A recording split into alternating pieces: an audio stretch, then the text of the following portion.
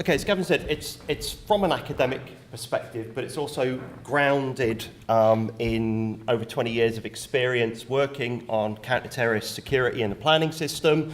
I started work on a PhD on this topic in the 1990s, around the time of the Canary Wharf bomb, I was going to say the South Key bombing. So I've seen IRA, I've seen Al-Qaeda, I've seen ISIS affiliate type attacks, and how we as a sort of built environment, a community, respond to that. So what I'm going to do really is to give a historic perspective on how have we got to where we are today.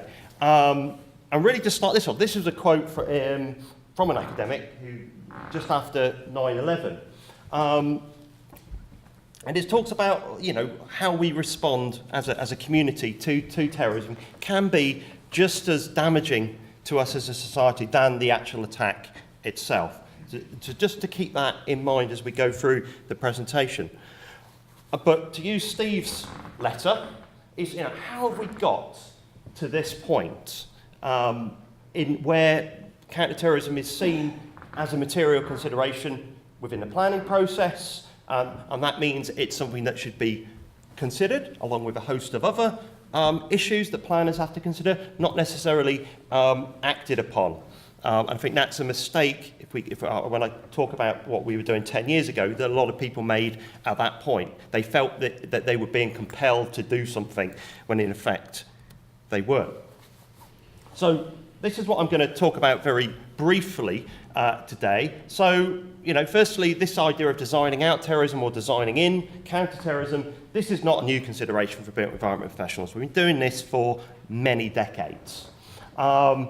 We will start the story in the 1970s, particularly in Northern Ireland.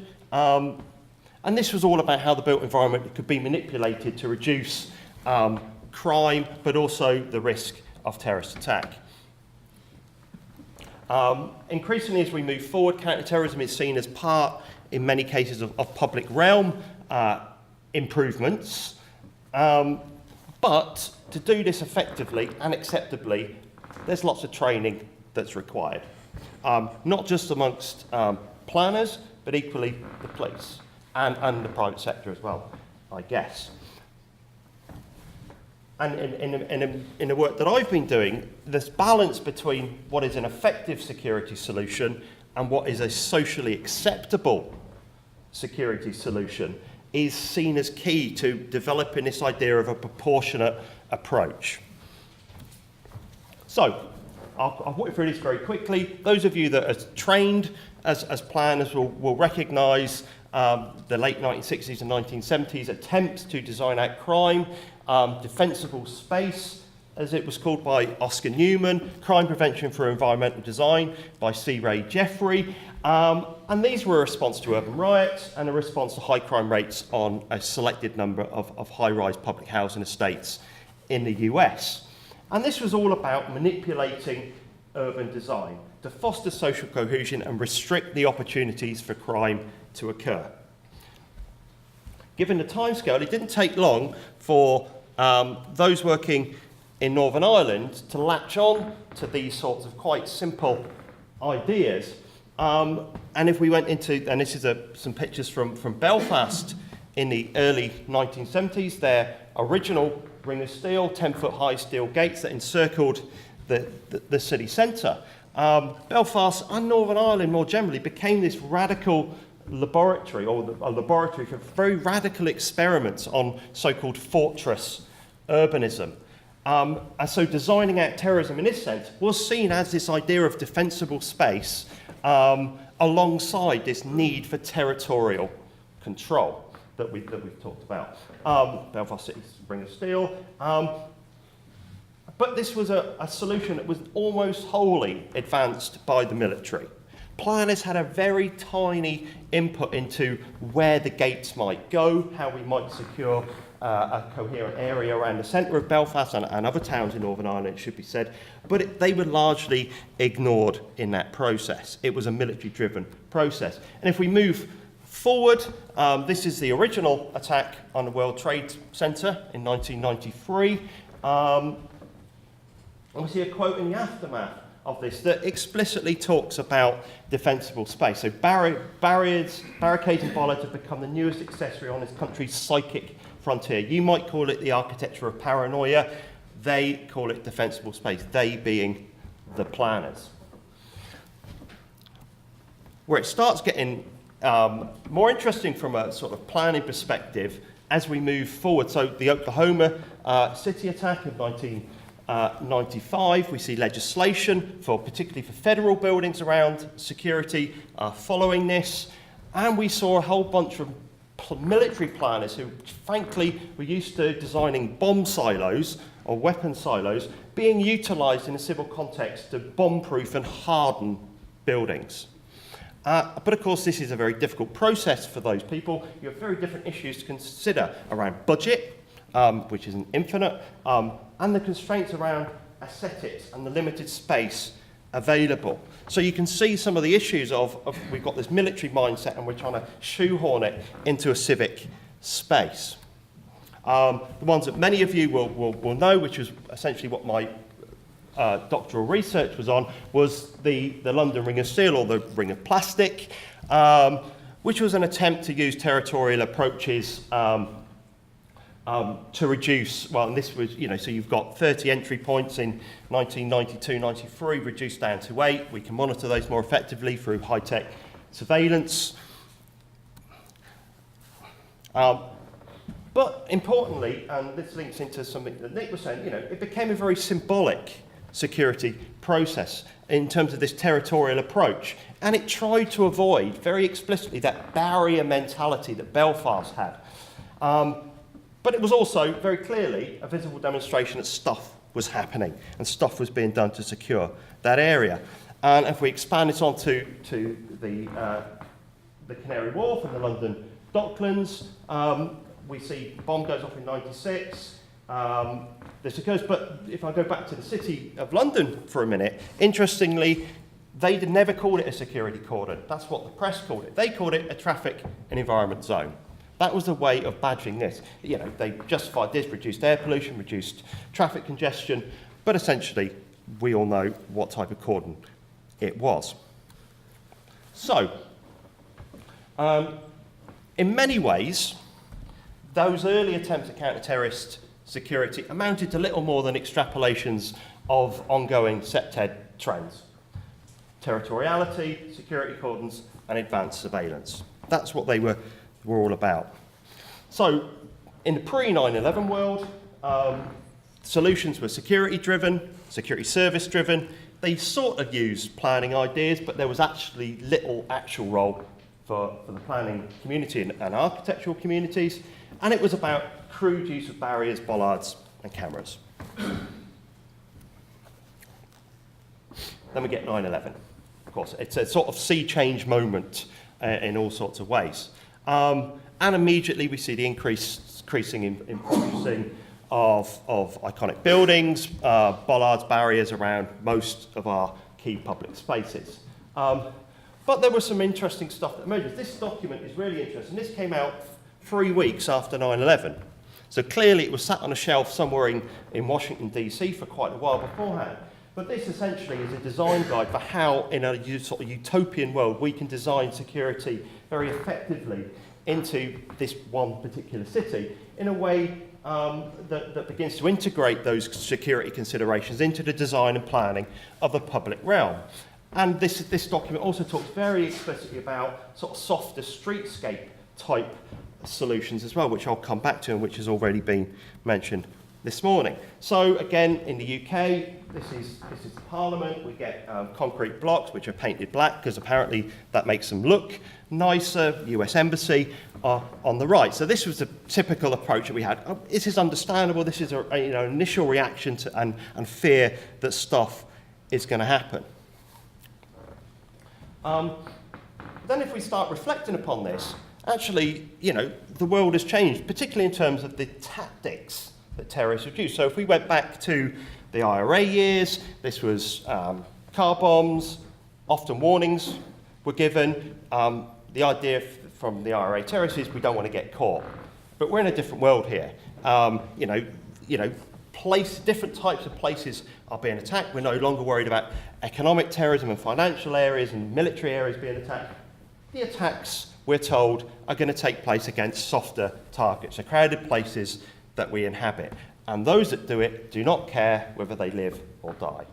So a very different type of approach that we're dealing with. So there were concerns, but at this point, and this is, I guess, if we think this is 10 years ago, there is a lack of integrated thinking very clearly demonstrated in early attempts to do this between a range of built environment decision makers and security people about how to do this. Then 7/7 occurs. We get relatively rapidly the Lord West Review of the national counter-terrorism effort, which very explicitly calls for counter-terrorism measures to be embedded within the design, planning and construction of public places.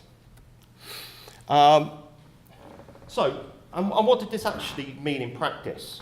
And there was very much, if you like, an implementation gap here about, well, we could do this, but actually how do we do it and should we do it? And this meant, we need to think about the very visible security that we were all very familiar with, but also more unobtrusive alternatives, as Lord West referred to it. It was about encouraging a shared understanding and cooperation, especially amongst planners and security, and particularly the CTSAs. And it was about raising awareness and training of what planners could and more broadly built environment professionals could do. And many of you will be aware of Project Griffin and Project Argos, and in particular Project Argos Professional, which myself and my team put together with NETSO, which was about training for architects and planners, about the sorts of stuff that they could do. It was really an awareness-raising exercise. And a lot of this, as I've already flagged up, is about this balance between effective security, which most of us could think about. We can do that relatively easily. We can throw enough money and enough bollards, largely, at this, and we could effectively secure an area. But that's not really acceptable if we're dealing with crowded public places. As we saw from Steve's presentation, that idea of accessibility of the public realm, around community cohesion, those types of issues, feed into that type of approach as well. But as I said, we've noticed in the work that I was doing around this time and moving forward still, there's a gap in practice about, the vision of what we could do and the reality of what's actually done. And that's for a number of reasons. Firstly, what's the risk? And that's quite a difficult thing to notice. We can take government risk assessments at face value. Lots of people don't trust those sorts of assessment. But actually, it's quite difficult to calculate risk in a traditional way because there are so few attacks. People have already talked about this before. Input at the early stage of the design process, which is more cost effective and will lead to better solutions. But so many times that's not happened. I'm sure many of you in the room will be tearing your hair out when you see clients and you get to them at the point where they're just about to go live with their building or something. So that is, a key message. That's still going on. It's often, if you like, security is often an afterthought. At times that we live in directly now, it's less of an afterthought because we see very visibly attacks.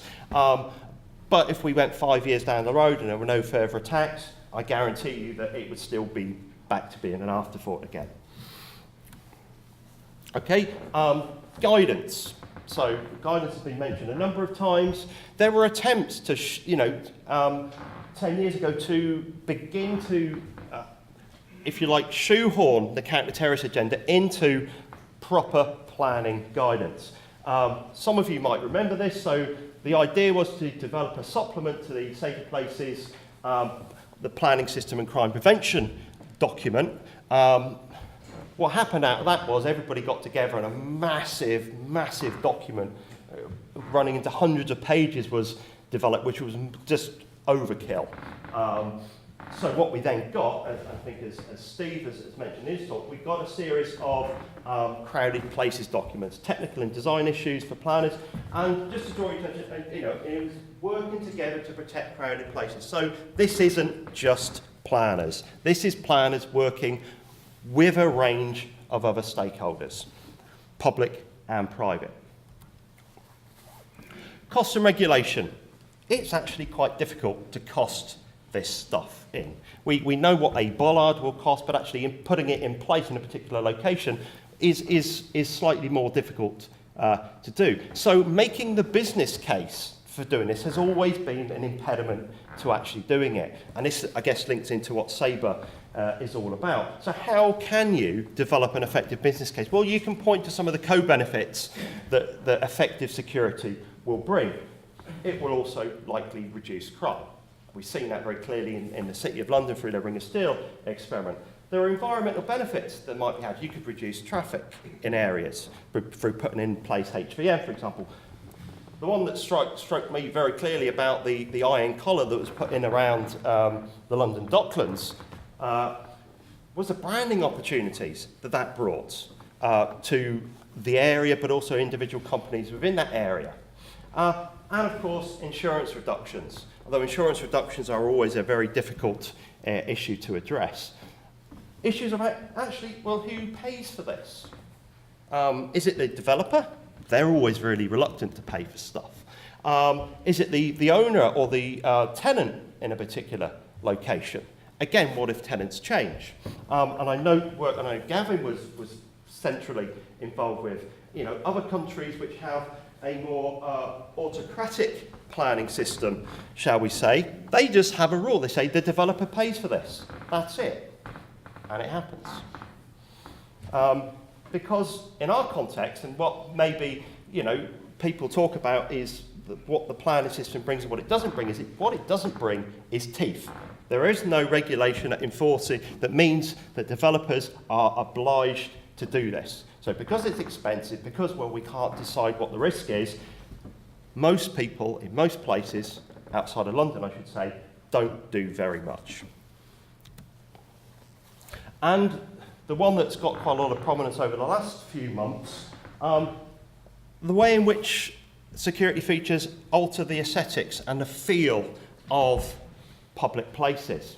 As somebody said after the 7/7 attack, and with a host of bollards being put out everywhere in London, we might live in dangerous times, but they don't actually have to be ugly ones too. And there's a whole set of things that we could think about avoiding. We can avoid fortress architecture.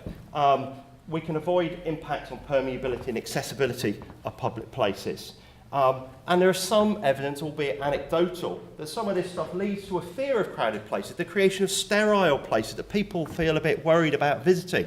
So anecdotally from the city that I live in, Birmingham, people that know Birmingham will know there's HVM all over the city centre of Birmingham, around the Bullring Shopping Centre and New Street Station in particular. And some students that I was talking to who were doing their undergraduate dissertations on this are saying we're talking to a load of people, particularly talking to Muslim communities in Birmingham, and they know what these things are. They're actually quite worried sometimes about going into these places because they think people are watching them. They think these places are surveilled and they feel at risk. So what we need to avoid disproportionate solutions. And as has already been pointed out, there's a whole set of ways in which this could be done utilising the principles of good design. Balustrades outside, going down Whitehall, sits outside the Gherkin in the city, the Arsenal sign, which is the one that everybody puts up, which is HVM compliant. This was from the original, that document I showed you from October 2001 in Washington, DC, the ideas of trees and benches and lampposts. Does anybody know what this one is? Trick question. That's in Battery Park in New York. That is a tiger trap. So, don't know why it's got these little bollards in front of it, but you drive over that, the pavement will collapse. Yeah. So, and this was touted quite a lot after 9/11 as a solution to sort of lorry or vehicle bombs. It's never been effectively used, although I should say off the record that they did consider using some of these on the Olympic Park. All of this highlights a trajectory for me about, in certain instances, and there are very, we can all think of what those are, about a focus upon the very visible design. Security can be very visible. In important spaces, sometimes it's good to have very in-your-face security. It provides a visual deterrent. Nobody's denying that. But in many cases, that perhaps isn't the most appropriate way. And, it highlights, therefore, a related move towards more unobtrusive and invisible types of security design that we might think about. It also highlights that this isn't just a police and security issue anymore. We all have a part to play in this. Planners, in particular, can be seen as central to this. We need, if you like, to combine those that design, use, secure and manage public places together in a sort of integrated and holistic way. And if we just reflect about more recent events, we see, and this happens every time there's a wave of attacks, we see a re-emphasis on the hardened spaces that are driven by these horrific events. This has already been mentioned by our previous speaker, the Harris Review into London's preparedness for a terrorist attack. I think this is a really important document just to re-emphasise, about where security and resilience is designed in as part of the city's fabric. A really important recommendation. And just to add to that, talking about the introduction of a statutory obligation to do so on both new and on existing buildings, so essentially a retrofit solution. And of course, there's tons of stuff out there. We have lots of supply, lots of you in the room supply security products that provide protection. And we've heard about PAS-rated stuff. So there's an issue here about, do we need PAS-rated stuff that provides the highest level of protection, or are other non-PAS or whatever other countries' equivalents are solutions appropriate? But actually, when I've looked through lots of these sorts of catalogues, lots of it is still quite bollard heavy. And in fact, we may need to think beyond that type of solution. Because I think we can move beyond bollards. Bollards are not enough as a solution in themselves. We can move in many different ways. But this is you can't quite see these. I mean, this is concrete blockers that got shoved in Melbourne that were painted. Many people will remember by local artists as a protest about what they saw was going to come down the line, and that is bollards, lots of steel barriers around Exhibition Square. Exhibition Square in central Melbourne. That's what their concern is. They're concerned that these exceptional times will become normalised and we will get the sorts of heavy, hard-duty security that we've seen in Belfast in the 1970s, for example. And why this is important? Because actually, for me, from my own particular perspective, how our public places are designed tells us a lot about who we are, the type of society we are, and the one that which we wish to live in. So, I'll wrap up now. So, where are we moving to? What's the future of counter-terrorist design planning? So, and really I've posed this as a set of questions. So, is designing at terrorism the solution? Is it possible? And of course, we realise it's never going to be 100% possible. Are the current approaches suitable? Who should be responsible for this? We need training and we need possible regulation. Who should govern that process? Is the solution a proportionate one? How visible should it be? Is it effective and is it acceptable? And this is just, scientists at MIT developing spinach that wilts when it comes into contact with explosions, a very invisible type of solution, versus the archetypal of the sort of citadel, specifically designed to look like a medieval castle, the US Embassy at Nine Elms, which has not only a moat, but also a series of bollards around it. possible overkill, I would argue. And finally, just to reflect upon, there's plenty of guidance out there. It's not just a UK thing. There's guidance from Australia, which, in my view, is probably actually much better than the guidance that we have in the UK at the moment. The UK guidance on the right, newly released. But the Australian one I thought was really useful. I put this quote in from that document because I think it sort of sums up where we need to be. And it talks about a resilient crowded place has trusted relationships with government, other crowded places, and importantly, the public.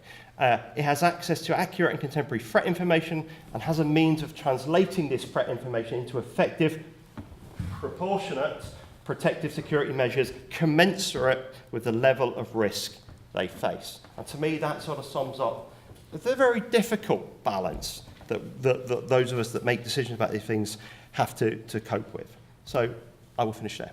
Thank you.